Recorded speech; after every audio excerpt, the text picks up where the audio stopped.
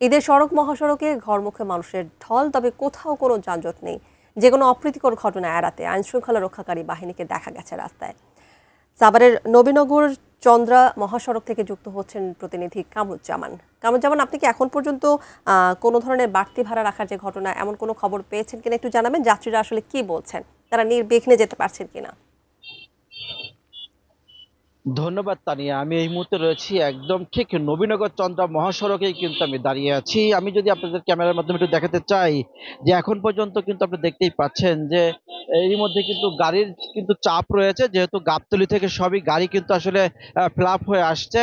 এবং আপনি আমি যেখানে দাঁড়িয়ে আছি সেখানে উত্তরবঙ্গের যে প্রধান সড়ক, সেই সড়কেই কিন্তু আমি রয়েছি। এখানে আপনি দেখতে পাচ্ছেন যে আমার ডান পাশে কিন্তু রয়েছে কাউন্টার, সেখানে মানুষজনেরও কিছু কিছু ভিড় রয়েছে এবং মানুষ দেখছেন নির্বিঘ্নে তারা কিন্তু বাড়ি যেতে তারা কিন্তু এরই মধ্যে তারা ব্যস্ত হয়ে পড়েছে। গাড়িতে আপনি দেখতে পাচ্ছেন একটা গাড়িতে কিন্তু এরই মধ্যে প্যাসেঞ্জার কিন্তু তারা যাচ্ছে এবং উত্তরবঙ্গেই কিন্তু তারা সবাই যাবে। তো আমরা যারা যাত্রী তাদের সাথে কথা বলেছি, তারা আমাদের বলেছে যে ভাড়া, সে ভাড়া কিন্তু আসলে একটু বেশি নিচ্ছে। কারণ 500 টাকা ভাড়া সেখানে 800 টাকা হচ্ছে।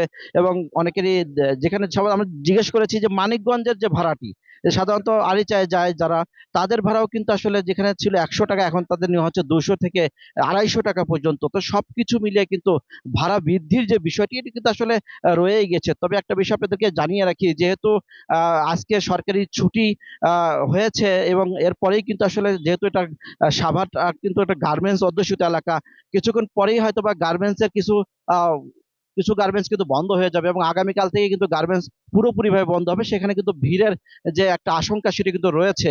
তো সবকিছু মিলিয়ে এই কাউন্টার গুলোতে কিন্তু আপনারা দেখতে পাচ্ছি যে প্যাসেঞ্জার কিন্তু দাঁড়িয়ে আছে বাসের অপেক্ষায়। এবং আমরা দেখেছি একটু আগে আপনাদেরকে দেখিয়েছিলাম নবীনগর, সেখানে কিন্তু দূরপাল্লার যে টার্মিনাল, সেখানেও কিন্তু প্রচুর যাত্রী, সেটি কিন্তু আমরা লক্ষ্য করেছি।